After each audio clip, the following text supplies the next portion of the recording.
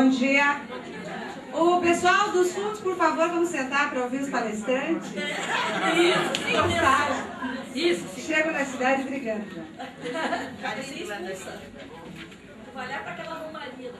Bom, só fazendo uma correção, eu nunca morei em Florianópolis, eu morava em Itajaí e atualmente estou em Curitiba. Roberto disse ontem que eu era de Florianópolis. Desculpa. Não tem problema. Eu disse que os acertos são da Josete e os erros são meus. Tá bom. Vamos para a forma, né? O nosso primeiro palestrante vai ser Mauro Espínola. Mesquita Espínola. Mamãe tem que participar. Né? Possui graduação em Engenharia Eletrônica pelo Instituto Tecnológico da Aeronáutica, mestre em Comunicação, doutor em Engenharia Elétrica e atualmente professor doutor do Departamento de Engenharia de Produção da PUC de São Paulo. Eu vou minimizar aqui o extenso currículo que eu acho que... Bom, o Mauro é presidente do CPDOC, né? Centro de Documentação e Pesquisa e Documentação Espírita. É uma pessoa muito querida, é uma honra para mim hoje estar aqui na coordenação da sua e do Rui. Eu vou apresentar você antes, depois quando o Rui vai falar. Pois é, tá? O Mauro vai falar aspectos metodológicos. Pesquisa espírita. Bem-vindo. Obrigado, Cíntia. Bom dia a todos. Antes de tudo, a satisfação de estar aqui em Pelotas, vendo todos os amigos, conhecendo novos amigos, comendo bastante. O que eu comi ontem é uma coisa assim que daria para eu ficar uma semana inteira sem comer, acho que não teria nenhum problema. Talvez precise fazer uma consulta para os médicos aí hoje para ver se daria algum problema. Acho que dá para usar essa reserva. Eu me propus a falar aqui sobre pesquisa espírita, aspectos metodológicos. Essa é uma das linhas que nós temos trabalhado no CPDOC, porque vocês notaram que várias questões que apareceram aqui, vão aparecer ainda, inclusive na palestra do Rui, se referem às dificuldades que temos para pesquisar, para desenvolver realmente esse lado chamado ciência. E o que a gente observa é que um dos motivos é porque não temos trabalhado adequadamente as questões metodológicas, que são uma preocupação das várias áreas da ciência e não podem também deixar de ser preocupação no espiritismo. Nós vamos falar do objetivo dessa apresentação, depois um pouquinho sobre pesquisa científica, depois vamos falar sobre pesquisa espírita, depois alguns exemplos, depois vamos aplicar uns exemplos relacionados ao método que eu vou mostrar para vocês, que é apenas um dos métodos de pesquisa que a gente está buscando estudar como adaptar as pesquisas espíritas, é chamado método de estudo de caso, e depois algumas propostas de ação. O objetivo, então, dessa apresentação é apresentar o papel e a importância da pesquisa, particularmente para o espiritismo, e também a importância e os desafios relacionados à metodologia de pesquisa, que é uma área que não tem nenhum problema a gente dizer que temos dificuldades, porque todas as áreas da ciência têm que continuamente repensar a sua metodologia de pesquisa. Eu vou contar rápido, já terminei a primeira parte. Tem algumas transparências que eu vou falar, não no detalhe em que elas aparecem. Eu fiz questão de deixar alguns textos aqui escritos, porque quem tiver interesse em depois pegar a cópia aqui das nossas transparências, poderá levar para um estudo melhor em casa, ok? Como não escrevi nenhum texto de apoio, então a nossa contribuição fica sendo o que está escrito aqui. Inicialmente, a questão da ciência. Tem várias definições de ciência, e a gente pode considerar que elas, de uma forma geral, convergem para alguns pontos, como, por exemplo, um conjunto de conceitos, conhecimentos racionais, certos ou prováveis, obtidos metodicamente. Reparem a questão da palavra metodologia. Segundo, um conjunto de atividades dirigidas ao sistemático conhecimento com objeto limitado. Ou seja, nós focalizarmos em um objeto com certo limite e, de forma sistemática, estudarmos aquele objeto. Isso é uma das características da ciência. Terceiro, nós podemos dizer que é um conjunto de descrições e interpretações que resulta da aplicação deliberada de uma metodologia especial. E quarto, uma visão mais abrangente, o conhecimento universal e necessário. Por que a via científica? Possivelmente, uma coisa que deva ser estudado é os resultados que a ciência tem obtido historicamente. E têm sido muito bons e muito importantes. Boa parte das condições de vida, ou do modo de vida, ou até dos pensamentos que temos hoje, é fruto do desenvolvimento científico. Existe um extraordinário sucesso prático alcançado, por exemplo, pela física, pela química, pela biologia, que colocam a ciência hoje no status do tipo, olha, a ciência é uma coisa que funciona. Embora seja reconhecido, mesmo pelos cientistas, que a ciência não é a única forma de busca de conhecimento. Na verdade, o que acontece, pegando aí a última frase, é que a gente assume implícita ou explicitamente que por detrás desse sucesso existe um método especial, um caminho mais ou menos certo e seguro para o conhecimento.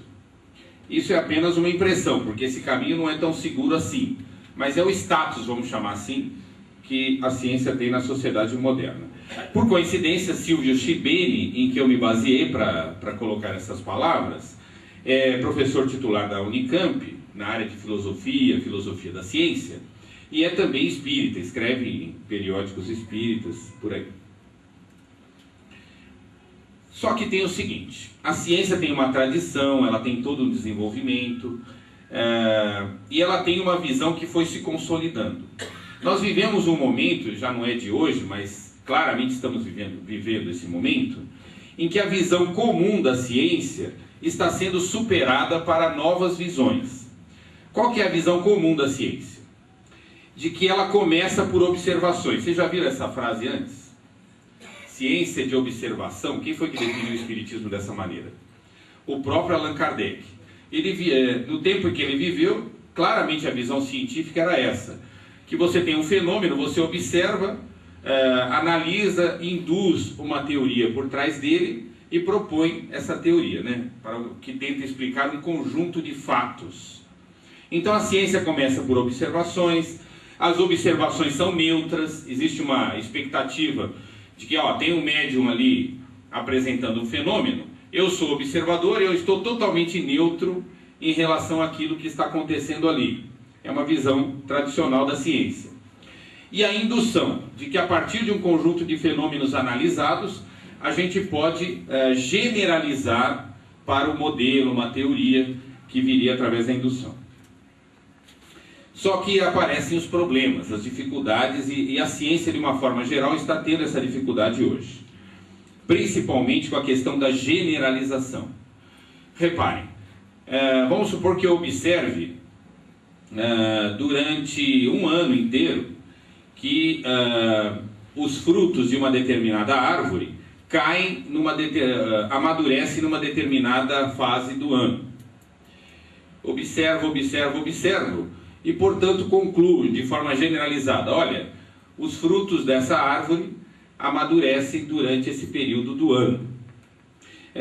Um problema que nós temos com a generalização é que nunca teremos certeza. Nunca teremos certeza. Ou seja, poderá acontecer de uma determinada fruta, num determinado período do ano não previsto, começar a se desenvolver um fruto naquela árvore. Por quê? Porque o fato de 999 vezes acontecer uma coisa, não determina que na milésima vez isso também vai acontecer. Essa é uma dificuldade que a ciência tem, a questão da generalização. Nós precisamos ter muitos cuidados. Primeiro, o número de observações tem que ser muito grande, para você poder induzir uma generalização. Segundo, deve-se variar amplamente as condições. Com chuva, sem chuva, com pessoas digamos, interferindo no meio ambiente, não interferindo, e nunca se sabe exatamente quais são todas as variáveis em que você tem que mexer. Terceiro, não deve existir nenhuma contra-evidência. Se acontecer um dia de um fruto se desenvolver fora daquela época, automaticamente aquela teoria toda, desenvolvida com 999 observações, é derrubada. Okay? Por quê? Porque alguns pensadores perceberam que se tinha uma coisa que a gente poderia propor como um conceito científico, um deles era o princípio da falseabilidade, que determina o seguinte, que um princípio científico só pode ser considerado científico, um conceito, uma proposta, quando ele puder ser falseado. Ou seja, quando eu tiver condições de imaginar pelo menos um experimento que, se der um resultado que falseie aquele princípio, ele consiga derrubar aquele princípio. Ou seja, nós não pensamos em ciência hoje como algo que deva ser proposto sem poder ser falseado. O que é um conceito falseável? Por exemplo, os planetas giram em órbitas elípticas em torno do Sol. Esse é um conceito desenvolvido a partir de um conjunto infinito de observações. É um conceito científico, porque se aparecer um dia um planeta que não gira de forma elíptica em torno do Sol, ele vai simplesmente derrubar esse princípio. Então o princípio só é científico quando existir alguma possibilidade de eu poder identificar num determinado momento uma forma de ser derrubado. Tem também outros princípios que a gente pode estabelecer. O que está acontecendo hoje? Nós temos que, dessa visão tradicional, buscar novos caminhos, porque ela não resolve todos os problemas. Por quê? Porque imagine que eu comece a observar muitos fenômenos. Esses fenômenos podem, em determinado momento, derrubar a minha teoria. Ou podem, em determinado momento, corroborar a minha teoria. Conforme muitas coisas vão sendo corroboradas, eu crio um núcleo rígido, que é um conjunto de conceitos que já estão, digamos, consolidados. E existe um outro núcleo, que a gente chama de núcleo protetor, que é um conjunto de conceitos secundários que permitem explicar todos os fenômenos que estão ocorrendo. Quando ocorrer um fenômeno que falseie esse conjunto secundário, ele é adaptado e, em princípio, se busca manter o núcleo rígido. Agora, pode acontecer de um determinado fenômeno derrubar o núcleo rígido. Esse é o momento em que podemos, primeiro, pensar se ele não foi bem formulado. E segundo, até pensar na hipótese de derrubar totalmente aquela teoria. Bom, quando a gente fala em pesquisa, então, nós temos que pensar que a pesquisa é diferente do senso comum, porque ela busca ser feita sistematicamente, buscando construir esses modelos.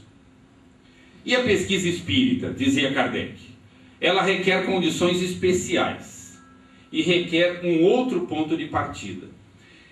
Vocês sabem que em outras áreas, como a psicologia, por exemplo, foi muito importante essa constatação de que não era exatamente seguindo os métodos das outras ciências que ela poderia se constituir como ciência. Ela tinha que constituir uma metodologia própria. Uma questão fundamental, por exemplo, é da gente pensar como lidar com indução e dedução. Pela indução é quando a gente tira conclusões gerais a partir de uma observação, como eu já citei. E pela dedução, quando a gente tira conclusões baseadas em princípios e leis a partir do raciocínio lógico. Nós temos que jogar com essas duas coisas para ir construindo os nossos modelos. A maioria das ciências já consolidadas se utiliza dos métodos quantitativos.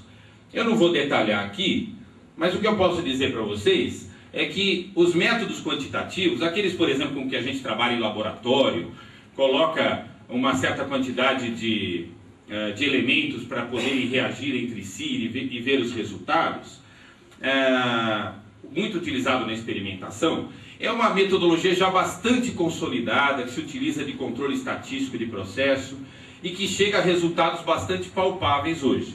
O problema é que a grande maioria dos fenômenos hoje que se estuda não dá para serem reduzidos a fenômenos controlados e, portanto, que usem métodos quantitativos. Por isso que tem se desenvolvido cada vez mais os métodos qualitativos, que dão ênfase na pessoa que está sendo pesquisada, sobretudo a sua interpretação dos fatos. Ele dá importância para o contexto e não só para aquilo que está sendo observado, reconhecendo que o contexto tem grande influência sobre os fenômenos e que muitas vezes não é possível separar totalmente o fenômeno do contexto. Terceiro, proximidade do pesquisador em relação ao fenômeno. Então se reconhece que o pesquisador tem influência ou pode ter participação no fenômeno que ele está estudando. E quarto, um quadro teórico menos estruturado, porque é menos consolidado, são fenômenos novos que estão aparecendo. Aí, quando você vai estruturar a sua pesquisa, você tem que pensar, bom, eu tenho que tomar todos os cuidados, porque fenômenos que eu vou estudar qualitativamente têm maior dificuldade de chegar a resultados objetivos. Aí você vai, por exemplo, se preocupar com que tipo de questão que você está fazendo na sua pesquisa. Será que você está fazendo uma questão do tipo quem? Quem são os espíritos que participam das reuniões de determinado grupo mediúnico? Será que é do tipo o quê? O que pode ser feito para tornar os centros espíritas mais eficazes? Quais foram os resultados de uma reorganização administrativa do centro? São exemplos, né, dos cursos. Será que a sua pergunta é do tipo onde? Onde se fazem reuniões mediúnicas e com métodos consistentes com o método kardeciano? Será que é do tipo como? É uma pergunta muito comum e muito importante. Como se realiza a influência do espírito obsessor sobre uma pessoa? Como determinado grupo de cura conseguiu alcançar certos resultados?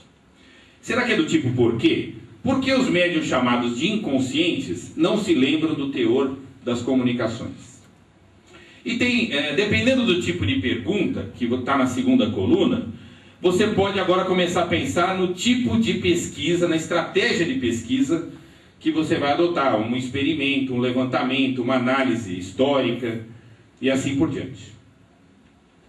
E daí, com essas preocupações todas, a gente entra nas preocupações com a pesquisa espírita.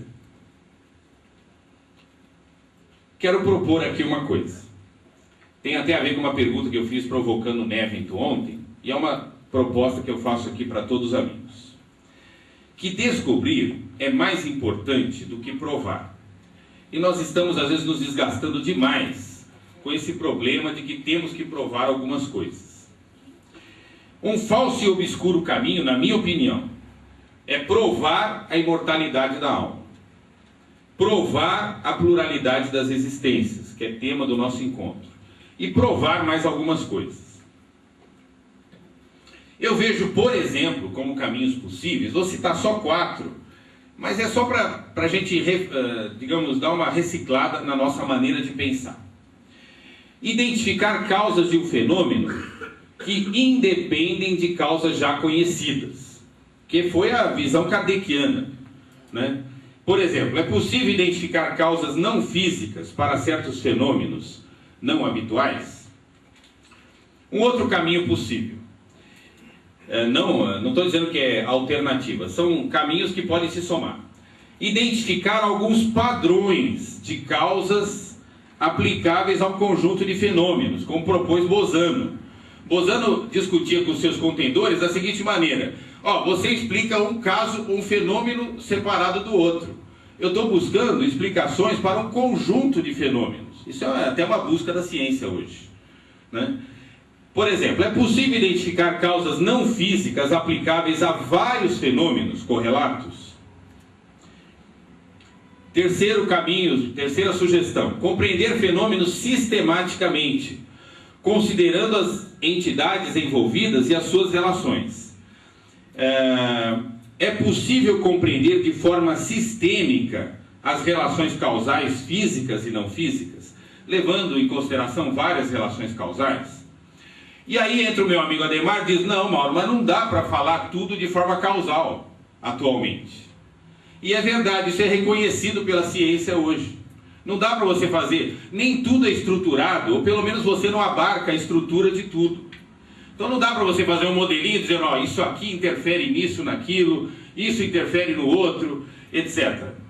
E aí a gente pode falar que existe hoje um reconhecimento da complexidade da natureza e dos fenômenos. Então, um quarto caminho, compreender fenômenos complexos, considerando relações causais e não causais. Quer dizer, tem duas coisas acontecendo. Posso estabelecer que existe uma relação entre elas, mas não necessariamente que uma é que leva à outra. Então, pergunta, é possível compreender certos fenômenos complexos? Como, por exemplo, da obsessão, como, por exemplo, de uma doença, coisa do tipo? Aí a gente entra, então, com a seguinte preocupação. Já que não queremos provar a priori alguma coisa, que nós temos que propor hipóteses e proposições, antes de afirmações e convicções. Isso é um caminho científico. Hipóteses e proposições, aqui eu estou querendo dizer o seguinte, afirmações que precisam ser avaliadas no transcorrer da nossa pesquisa. Uma hipótese podemos entender como sendo uma declaração, uma afirmação, que apenas serve de roteiro, de rumo, para a gente avaliar se ela está correta ou não na conclusão da nossa pesquisa. Para as pesquisas qualitativas, costuma-se utilizar o termo proposições, e não de hipóteses, porque hipótese pressupõe-se que seja algo que vá objetivamente ser comprovado ou não. Temos algumas dificuldades. A primeira, como que nós vamos propor hipóteses?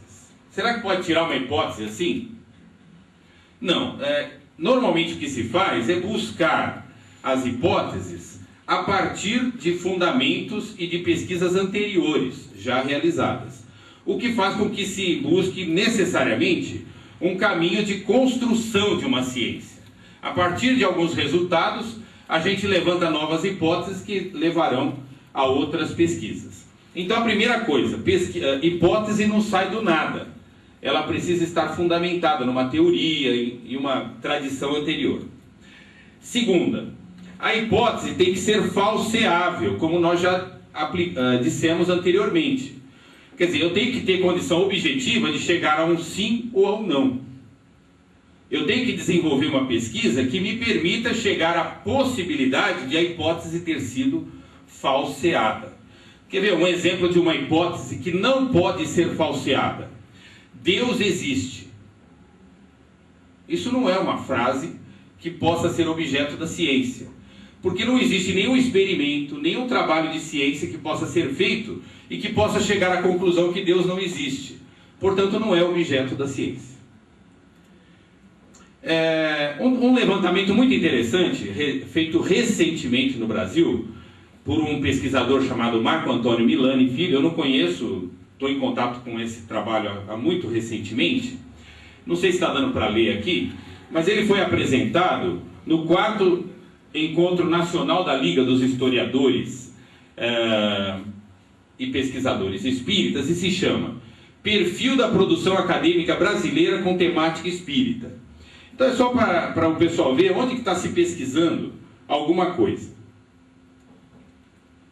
Nesse levantamento, ele delineou o perfil de teses e dissertações com temática espírita, desde 1989 até 2006, em programas chamados de estrito sensu, são os programas de mestrado e doutorado que existem no Brasil. E o banco de dados que ele utilizou é o banco de dados da CAPES. A CAPES é um órgão do MEC que cuida dos programas de mestrado e doutorado. Aí o que ele fez? Ele pegou algumas palavras-chave, e pesquisou todas as teses que tinham essas palavras.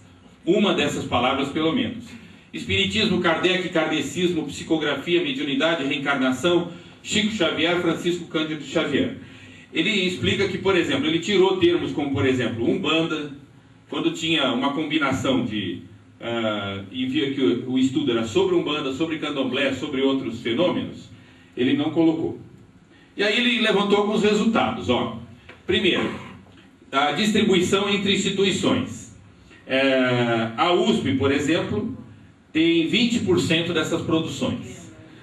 A PUC São Paulo, isso é bastante simbólico, 12%. Isso é mais do que a distribuição da produção da PUC em relação à produção nacional hoje. Por quê? Porque boa parte desses estudos são estudos dentro de programas de estudos da religião, né? E aqui uma distribuição, a legenda está errada, mas é desde o original. Por categorias. Então, 16%, que é a primeira, são de ciências da religião. Segundo lugar vem história, depois educação, depois antropologia. O que a gente observa? Que tem gente pesquisando isso. Isso ainda é muito pouco, mas principalmente é uma coisa muito espalhada, muito desestruturada. Não existe uma tradição voltada para a pesquisa científica espírita. Eu vou mostrar um outro caminho aqui para quem quiser estudar essas coisas, que é um site chamado Existem Espíritos? Não, ele está afirmando, desculpe. Existem Espíritos, né? Você pega lá no Geocities /existem_espíritos. Mas dá para achar no Google também, né? O que eu acho interessante desse trabalho é que ele coloca aqui um conjunto de temas que são objeto de pesquisa. E o primeiro lugar de todos é reencarnação, que é o tema desse evento, né? Quando a gente entra aqui em reencarnação, ele vai apresentar quais são os temas, estudos de reencarnação. Vamos ver se entra, né? Uma prece aí, entrou. Aí ele cita que existem revistas que tem o chamado fator de impacto, que é o fator de impacto, o que é? É um fator hoje reconhecido no mundo inteiro como sendo de reconhecimento científico de uma revista. E que tem revistas com alto fator de impacto que tem estudos sobre essas coisas, tá? Ele pega aqui uma grande quantidade de artigos que foi publicados desde os anos 70 até os mais recentes. Vou pegar aqui o final só. O final está aqui. Aqui, ó. Esse aqui é o último, ó, que aparece em julho de 2008. Relatórios de crianças de memória pós-vida. Uma revisão. Em ciência, quando a gente fala uma revisão, um review, o que é? É um estudioso que resolveu pegar os estudos mais recentes sobre aquele assunto e fazer uma análise num único paper, né? Só para o pessoal ter uma ideia de como que os pesquisadores pegam hoje, então eu fui lá atrás desse paper. E aqui temos o paper publicado em julho de 2008, numa revista de certo impacto, não é um grande impacto, mas de algum impacto. O que estou querendo dizer com isso? Que existe um potencial, e até meia dúzia aí de pessoas no mundo inteiro até aproveita, de colocar essas pesquisas realmente no âmbito das pesquisas internacionais reconhecidas. E passa por todos aqueles critérios de análise de reference e assim por diante. Tá? Isso aqui foi só para falar um pouco do que se faz por aí. Vamos falar um pouquinho de aspectos metodológicos. Eu não vou poder detalhar aqui, mas um dos métodos que a gente pode aplicar... desculpe, esqueci aqui. Um dos métodos que a gente pode aplicar, e tem sido aplicado em outras áreas, é o de estudo de caso. É muito interessante para nós, porque imagine que a gente consiga observar um fenômeno de poltergeist, um fenômeno de reencarnação potencial, né? Um fenômeno de mediunidade ou de obsessão, a gente pode utilizar desses recursos. As questões tradicionais de pesquisa são do tipo o quê? No estudo de caso, a gente consegue estudar melhor outro tipo de questão, que é por quê e como. Aqui tem uma ideia geral, eu até coloquei em vermelho o título para a gente olhar só o vermelho. E fica ali depois o texto para quem quiser estudar melhor. Quando a gente vai propor um projeto de pesquisa baseado em estudo de casos, a primeira coisa que a gente faz é uma visão geral do projeto. Qual é o problema, qual é o objetivo, etc. Depois a gente apresenta os fundamentos teóricos. O que é? Lembra que eu falei que as hipóteses saem de um estudo? Então a primeira coisa que tem que fazer, todo mundo que já estudou aquele problema antes, o que é que a gente pode considerar que são os maiores problemas ainda existentes naquela área e tudo mais. Aí vem a questão de pesquisa. Qual é a questão que nós queremos estudar? Por exemplo, como se realiza o diagnóstico de obsessão? E aí pode até vir umas subquestões, como por exemplo, como as práticas de anamnese podem ser aplicadas em entrevistas de diagnóstico de obsessão? E assim por diante. Depois vem o que a gente chama de proposições, que substituem as chamadas hipóteses, que é aquela afirmação, né? Por exemplo, o espírito, está ali no meio da transparência, o espírito pode se lembrar e relatar seus sentimentos e vivências ocorridas durante os primeiros dias após a morte. É uma afirmação que nós vamos tentar investigar. Os espíritos sentem remorso e arrependimento, blá blá blá. Depois vem o quinto item, muito importante, que é unidade de análise. Nós vamos tentar focalizar o problema. Vamos tentar dizer, nós vamos estudar esse problema em tais condições.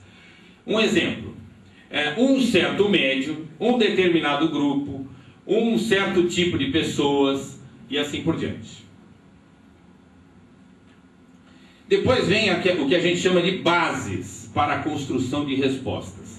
E tudo isso é feito antes de fazer a primeira pergunta para o primeiro médium. O que a gente chama de bases para a construção de respostas? Como é que você vai analisar os fenômenos que você vai observar?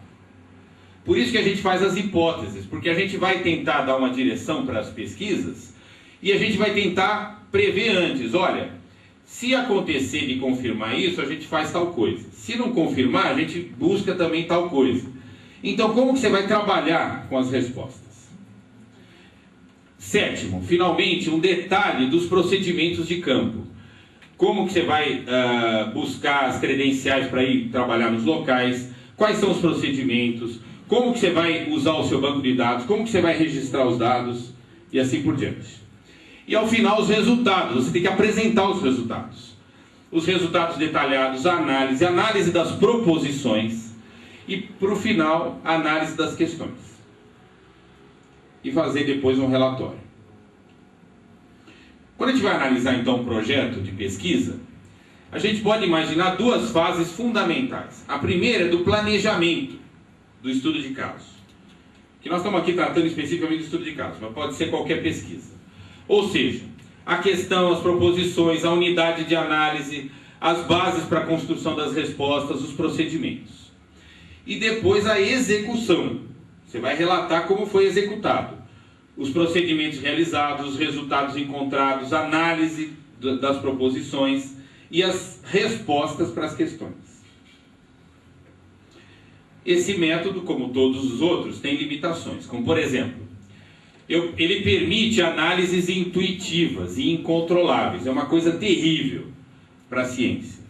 Segundo, ele é relativamente sem maiores... Ele é feito muitas vezes, muita gente às vezes, vou fazer um estudo de caso.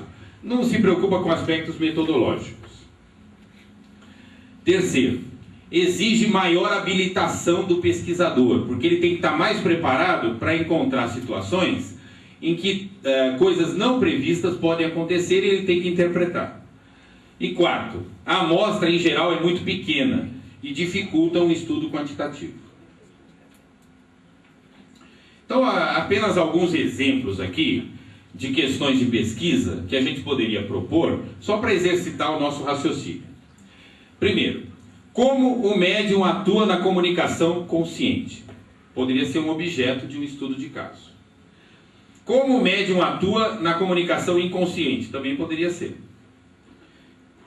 Proposições relacionadas a esse tema, o animismo. É possível identificar, é uma afirmação, tá? É possível identificar a influência do médium nas comunicações conscientes e inconscientes. Isso é uma hipótese que pode ser negada ou afirmada. Há características diferenciadoras entre essas influências. É uma hipótese. É possível correlacionar características culturais, intelectuais, morais do médium com o teor das comunicações. É uma proposição. Vamos pegar no tema reencarnação, por exemplo. Questões. Como afloram informações objetivas que sugerem reminiscências de vida passada? Por que as crianças apresentam mais frequentemente esses fenômenos? Como se desenvolvem essas potencialidades durante a vida? Algumas proposições possíveis. Na idade infantil, os fenômenos que sugerem reminiscência de vida passada são mais claramente identificados. É possível identificar a influência da formação cultural, religiosa, social na realização desses fenômenos. Alguns desafios. Primeiro, o problema, na verdade, está em a gente, desde o nosso primeiro impulso em querer pesquisar, caracterizar muito bem o nosso objeto de estudo. Isso é fundamental e é muito difícil. Por quê? Porque o nosso objeto de estudo, antes de tudo, e proponho já para todos nós somos espíritas, não pode ser algo, uma convicção já construída anteriormente. Realmente nós temos que nos propor a descobrir algo, ou seja, dar uma contribuição efetiva para a ciência, né? Então, nosso objeto de estudo, ele tem que ser focalizado, tem que ser devidamente limitado, e temos que conseguir caracterizá-lo bem, né? Então, por exemplo, reencarnação não é um bom objeto de estudo, na minha opinião. Agora, um aspecto específico, como esses que eu citei, relacionados à reencarnação, até podemos fazer uma crítica ao que eu propus aqui também, mas foi apenas um exemplo de que nós temos que limitar o nosso objeto.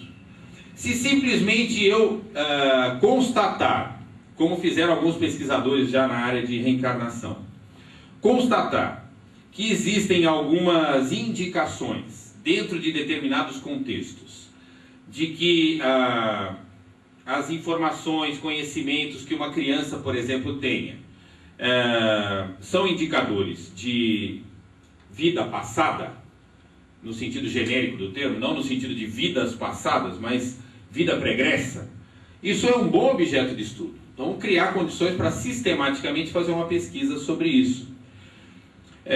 Então, essa é uma questão. Segundo, como desenvolver uma metodologia aplicável ao objeto de estudo? Para cada problema, nós temos que desenvolver uma metodologia adequada. Não tem sentido usar a mesma metodologia para todo tipo de problema. Pelo menos essa constatação a ciência já tem hoje. Então, o que nós temos que fazer? Se estamos nos propondo a contribuir com conhecimento relacionado a essa área, termos a capacidade de, criticamente, olhando o nosso objeto, nossa curiosidade científica, desenvolver uma metodologia adequada para aquele tipo de problema. Aqui tem algumas referências e acho que até antes do tempo consegui acabar a minha apresentação. Obrigado.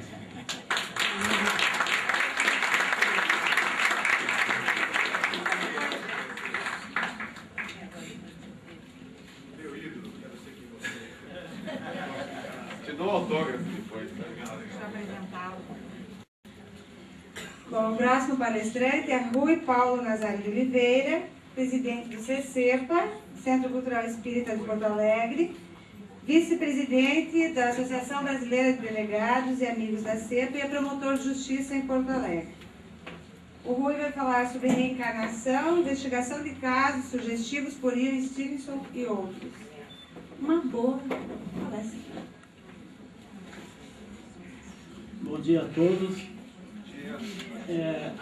A mesma reclamação que fez a palestrante que sucedeu o Medrano, eu faço agora. Sucedeu o Mauro, é muito difícil.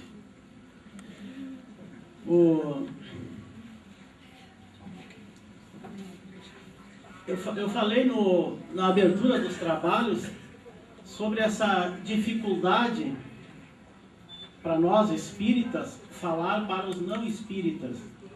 Porque nós vamos falar de alguma coisa, de alguma ideia, de algum conceito, que eles não estão familiarizados e que não aceitam facilmente. Como o caso da reencarnação.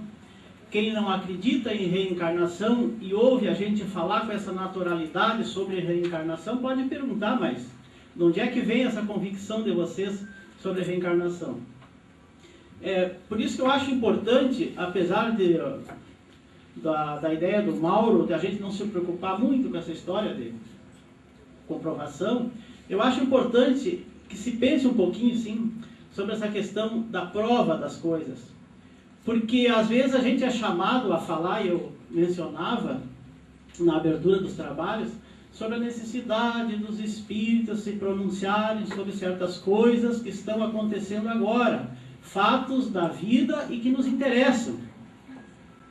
Já que o Arthur propôs que a gente olhe para frente, está certo?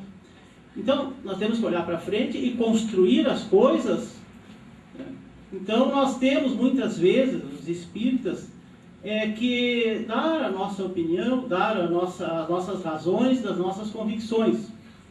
E eu lembrava o episódio das células tronco, que movimentou de sobremaneira a opinião pública, e que Milton Medran, presidente da Confederação Espírita Pan-Americana, na época, foi chamado pelo próprio ministro do Supremo Tribunal Federal, que estava com aquele pepino para julgar, e ainda está.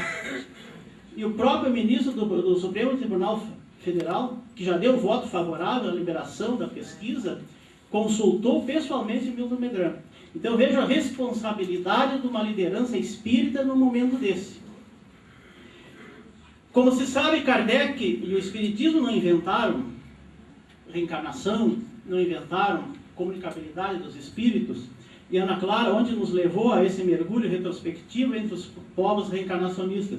Mas Kardec tratou dessas coisas, né, com outra roupagem, veio dar outra roupagem na questão da mediunidade, que existe desde que o homem caminha para frente, e com uma visão nova, uma visão com base nos fatos, na investigação, logo uma visão científica. Ainda que se possa discutir se Kardec fazia ciência ou não, isso é outra história, mas o propósito foi esse. Bom, e pela investigação da mediunidade, por Kardec e pelos outros que se seguiram, chegou-se à imortalidade do espírito.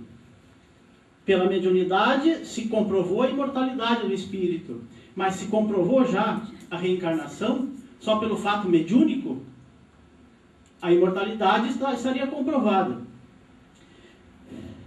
Mas depois da velha e boa mediunidade, nós tivemos a fase passada, aquela fase da metapsíquica e tal, se estabeleceu a fase da parapsicologia, com a investigação dos fatos, sem se preocupar com a causa, porque diz os parapsicólogos que eles não estão preocupados com a causa, estão preocupados com o fenômeno. A hipnose, que veio dar nas terapias de vida passada, mas a hipnose promovendo aquelas regressões de memória, tá? Pretendeu também a comprovação da reencarnação. Tá? É um bom argumento, porque afinal de contas a pessoa no estado alterado de consciência, através da hipnose, fazia relatos que sugeriam uma reencarnação anterior, mas sem a possibilidade de comprovação. Salvo um caso que João Aspura citou lá no CEPA, não sei se citou aqui em Pelotas, porque a palestra tinha outro tema, de uma regressão de memória, de uma terapia de vida passada que ele fez e que conseguiu chegar a uma personalidade anterior daquele paciente.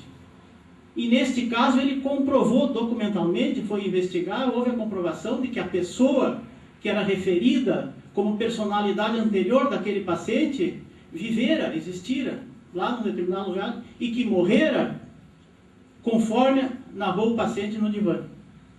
Então, a hipnose, consequentemente, a regressão a memórias passadas, pode também ser um bom caminho de comprovação da reencarnação.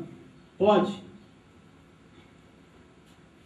Mas existiu um outro veio investigatório, depois de tudo isso aí, que são os tais de casos sugestivos de reencarnação. A base desse trabalho é a obra de Ian Stevenson, porque foi a base de um trabalho nosso, do meu grupo lá do Centro Cultural Espírita de Porto Alegre, que eu coordeno, e que a maioria está aqui. O Milton Medran, a Silvia, o Milton Bittencourt, a Eloá, Tereza, Eva, eu acho que é os que vieram do meu grupo, 3 ficaram. Bom, a base, porque é o exponencial desse trabalho, Ian Stevenson, mas tiveram outros, como o professor Banerjee, que já foi referido ontem aqui, um indiano da Universidade de Jaipur, e que depois se transferiu para os Estados Unidos e terminou seu trabalho e desencarnou nos Estados Unidos. Tivemos aqui no Brasil o nosso Hernando Guimarães Andrade, e modernamente, muito explorado, com mais força ainda, essa questão da terapia de vida passada, pelo Dr. Brian Weiss e outros gurus desse filão descoberto, principalmente nos Estados Unidos, que gostam muito dessas coisas, de investigar as vidas passadas como um processo terapêutico. O Ian Stevenson, esse canadense de Montreal, migrou para os Estados Unidos em década de 40 e em 1957 ele já assumia o departamento de psiquiatria da Universidade de Virgínia e se interessou, ouvindo pacientes e lendo algum material na imprensa, foi coletando, e alguma coisa fez com que ele se interessasse pelo assunto dessas pessoas que começavam a mencionar vidas passadas. Quer dizer, desses louquinhos, entre aspas, que começavam a falar umas bobagens lá, de personalidade, de outras vidas, e eu fui não sei o quê. Que aqui no Brasil, certamente, se as nossas crianças começarem a falar essas coisas dentro de casa, a gente nem dá bola, faz que não vê. Ou se vê e tem dinheiro, leva para o terapeuta. E se vê e dá bola e não tem dinheiro, leva para a casa espírita para fazer desobsessão. É um tremendo erro. E a casa espírita aceita e vai fazer desobsessão das coitadas das nossas criancinhas, que estão simplesmente manifestando essas reminiscências de vida passada. Ou seja, como dizia o Banerjee, professor Amenda Banerjee, esta memória extracerebral. Banerjee não falava de casos sugestivos da reencarnação, mas ele usava a expressão memórias extracerebral. Bom, aqui nós temos os 20 casos que fazem parte do primeiro livro do Ian Stevenson. Esse livro ele escreveu em 64, mas como ele era um homem muito criterioso, um cientista extremamente honesto, quando o livro estava no prelo, pronto para ser editado, ele descobriu que um guia dele, lá na Índia, havia falsificado, havia enganado o Ian Stevenson, porque dizia que ele era doutor em alguma coisa lá e o homem não era nada. Então ele teve que refazer todo esse material, que são 20 casos, é esse baita livro aqui. Ele teve que refazer e só editou em 66. 20 casos sucessivos de reencarnação. Eu acho que essa é a única edição que foi traduzida para o português, que é muito difícil de achar esse livro. Eu mesmo achei num sebo lá em Porto Alegre.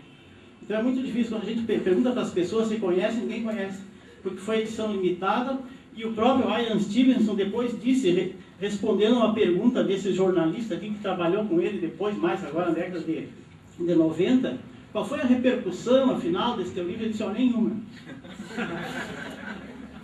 Porque o Ian Stevenson não era espiritualista, não era religioso, a mãe dele era da teosofia, mas não influía em nada. Ele era um psiquiatra, um homem de ciência, e de repente começou a escrever. Imagina um médico nos Estados Unidos, responsável no departamento de psiquiatria de uma universidade de Virgínia, começou a investigar essas coisas, escreveu artigos antes, né? Até que um financista do petróleo lá, ricaço e tal, resolveu patrocinar o Ian Stevenson. O homem se interessou porque o Ian Stevenson escreveu alguns artigos e ganhou um prêmio em 1960 por ali, ganhou um prêmio lá nos Estados Unidos com esses artigos sobre essas crianças que relatavam vidas passadas. E esse milionário subsidiou o Ian Stevens, toma aqui dinheiro, petrodólares. E daí o Ian Stevens teve condições de fazer esse trabalho, de correr o mundo pelos todos os continentes e coletar esse monte de material. Coisa que o nosso Hernani Guimarães aqui não pôde. O nosso Brazuca não tinha o Faz-me Rir. Então, ele pegou, depois, se vocês tiverem a oportunidade de ler esse livro do Hernani Guimarães, que são 8 casos sugestivos de reencarnação no Brasil, vocês vão ver a dificuldade que ele teve. Ele pegou 2 casos que eram de facílima comprovação. Casos assim de pessoas que reencarnaram aqui no Brasil, relatando a sua morte, a sua vida, o seu desencarne na Europa. Com todos os dados, se tivesse uma equipe do Ian Stevenson, iria lá e comprovaria. Mas o Hernani disse, eu não pude. Então ficou só nas evidências que ele conseguiu aqui. O Ian Stevenson não fez nenhuma divisão do trabalho dele. Essa divisão nós fizemos, só para ficar didaticamente mais interessante. Esses casos aqui, ó, eu botei o nome do reencarnado, ou do suposto reencarnado. Aquele númerozinho lá é só a página do livro para a gente se achar melhor, porque era um trabalho em grupo. Então, esses casos dizem respeito à memória, a lembranças, reconhecimento de pessoas, lugares, objetos, lembranças de fato, descrições riquíssimas, que se vocês tiverem a oportunidade de ler esse livro, eu aconselho, porque em alguns casos vocês vão até se emocionar, pela narrativa das crianças e pelos detalhes, pelos aspectos da coisa. Pode subir um pouquinho. Depois, memórias com sinais. Aqueles primeiros casos, só memórias, a pessoa só recordava.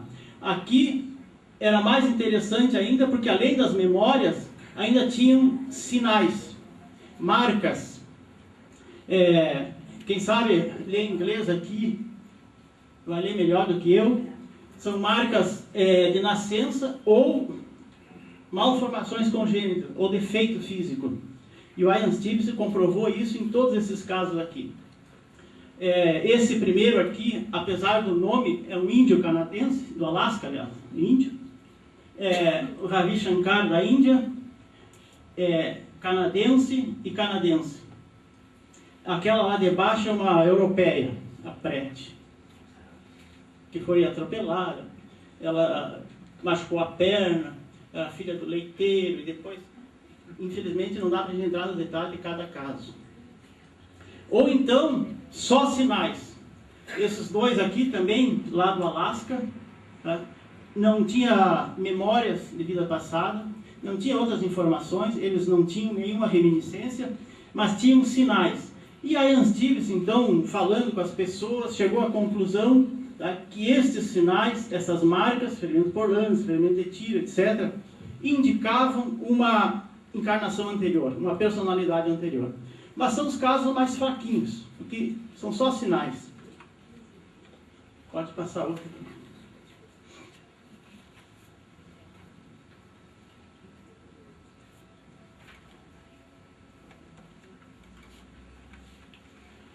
Aqui são os casos do nosso Brazuca Hernani Guimarães.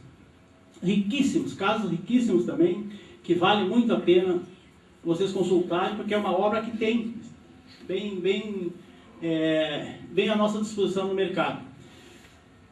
Também memórias e sinais. Isso aqui que eu falei de desencarnes na Itália, ó, casos que era só ir lá e comprovar.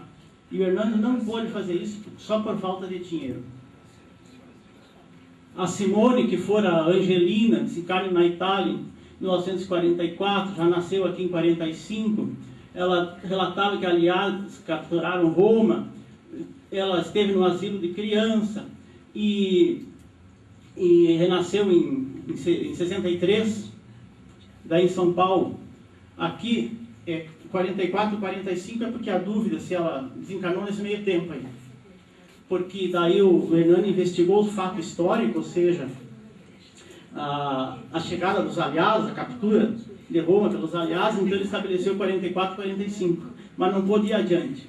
Ela dizia que morreu então num suposto bombardeio, que inclusive daí ela tinha esses sinais de explosão de bomba.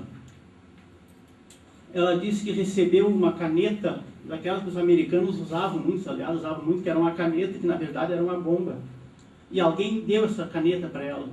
E quando ela acionou a caneta, explodiu e sofreu ferimento na perna e na cabeça. E ela tinha esses ferimentos. Ela trouxe esses ferimentos, que fechava então como relato de memória. A Patrícia, que fora a Alexandra, desencarnou na França na Primeira Guerra, daí, com 15 anos, e renasceu em São Paulo em 39. Ela tinha poucas lembranças da vida anterior, mas tinha. Mas ela, e o momento da morte, sim, ela tinha bem nítido, e relatava. E o interessante é a vinda dela para o Brasil, que ela disse que deslizava sobre o solo e sobre o mar. Descreveu a casa onde ela reencarnou, e todas as informações ela fechava direitinho pelo relato das pessoas que daí foram entrevistadas, familiares, foram entrevistados por Hernani. Ela tinha, esse caso é muito significativo dos sinais, que ela tinha um sinal de entrada e saída de tiro, e no livro tem as fotos, e no livro do John Aspura, até o John Aspura colocou nesse livro aqui, Os Fundamentos do Espiritismo, o John Aspura transcreve este caso e coloca as fotos até com mais clareza do que o próprio livro do Hernani. A outra.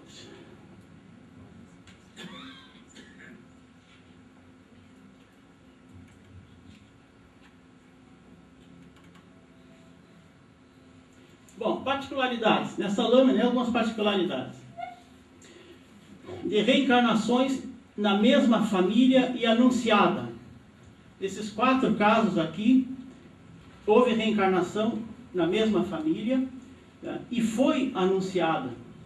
William George Jr., que é índio do Alasca, ele veio filho do filho. Esse nome aqui, que eu leio como Vigerati, agora a pronúncia fica por conta porque é indiano.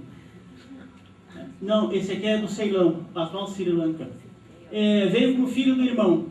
E este aqui é vizinho de vocês aqui. Onde é que é Dom Feliciano aqui? É perto da... Então veja, o Ian Stevens investigou 2 casos no Brasil e bem pertinho de vocês aqui, em Dom Feliciano, na família Lawrence. Foram os 2 casos que o Ian Stevens investigou. O Paulo Lawrence foi anunciado, ele anunciou e voltou como filho dos próprios pais.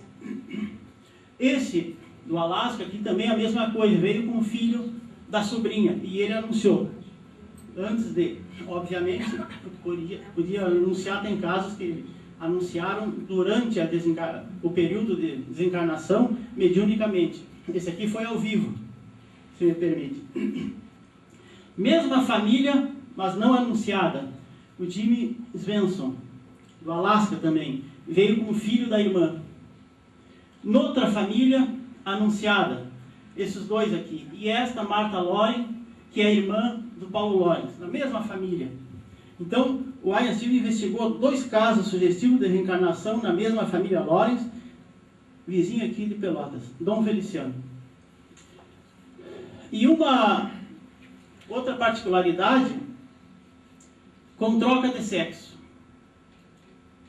Quer dizer, pessoas que fizeram relato de vida passada e que trocaram de sexo. A Gnana Tileka, do Ceilão, atual Sri Lanka, ela fora homem. O Paulo Lawrence, que eu já referi, que fora Marta, trocou de sexo, quer dizer, na mesma família. Renasceu em 23. Uma particularidade aqui, reencarnação intermediária. Svarlata. Essa aqui é indiana.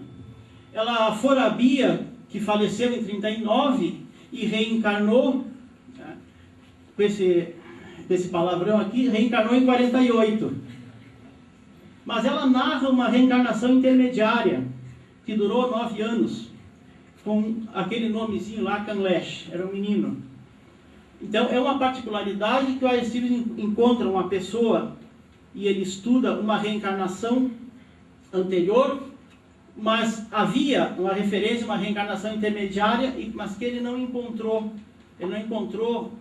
material para investigar. Uma reencarnação com defeito físico ligado à causa pretérita. É o Vigeratine, esse que nós já vimos lá em cima. Ele apresentava um defeito. Dá para tirar aquela...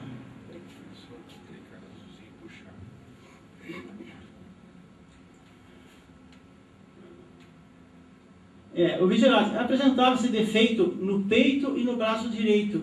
E ele dizia que havia assassinado a sua mulher apunhalada.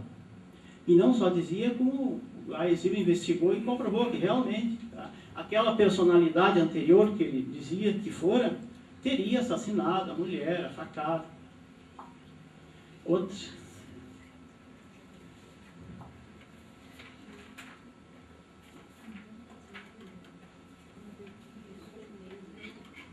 Bom, esta lâmina é semelhante, tá? Só que aqui são os casos do Hernando Guimarães.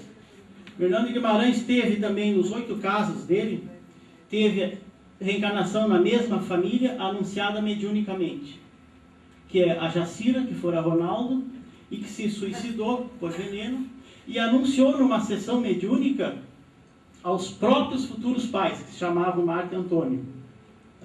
Esta menina falou aos 10 meses, começou a falar aos 10 meses, e já começou a falar essas coisas da vida passada. Então, os pais, que não eram espíritas, mas foram levados lá, até talvez pelo sofrimento, da perda, né? E um espírito que seria o reencarnante, anunciou que estava voltando, aquela coisa toda.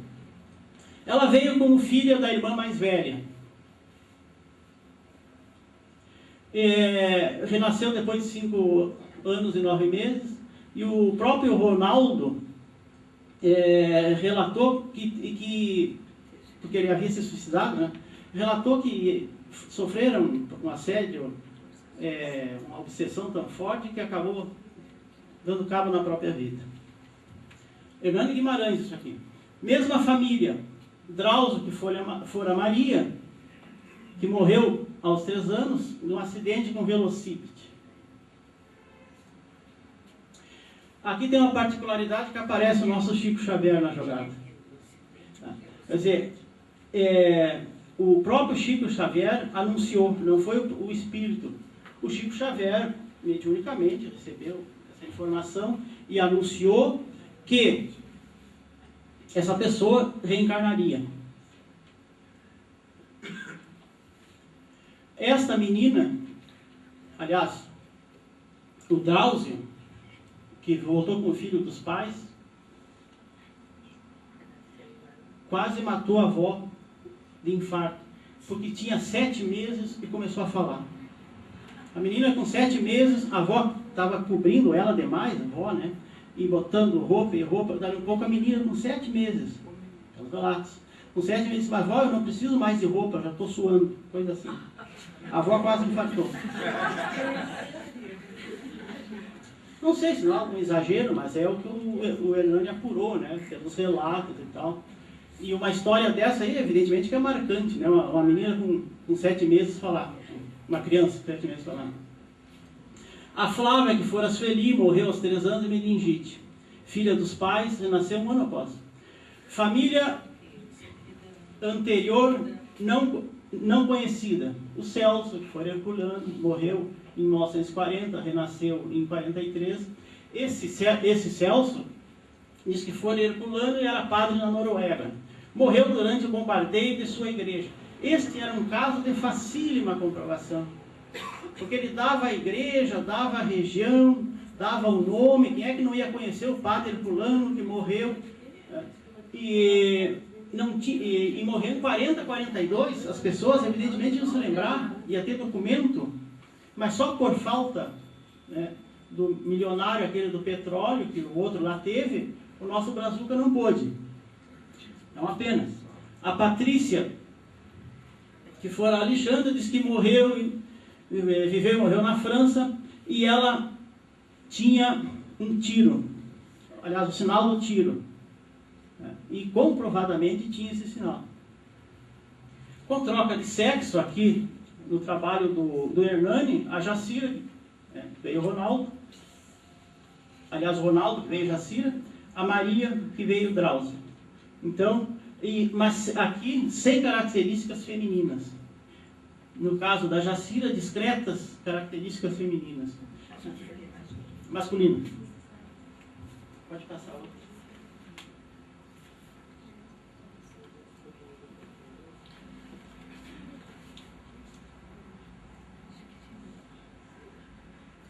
Bom, o Ian Stevenson trabalha com duas possibilidades, de reencarnação e possessão. Ele tem um caso interessantíssimo. Daí nós temos... Ele tem dois casos muito interessantes que ele coloca como possessão. Que não difere do nosso conceito de possessão. Tá? Mas depois, embora ele coloque tudo como caso sugestivo de reencarnação, no livro ele trata como possessão. Que uma é do Jasbir, que nós vimos ali, do Jasbir, que menino que tinha 3, 4 anos, e que de repente parece que faleceu, parece que morreu. E já estava até sendo providenciado o sepultamento, e esse menino, de repente, lá no meio do funeral, ele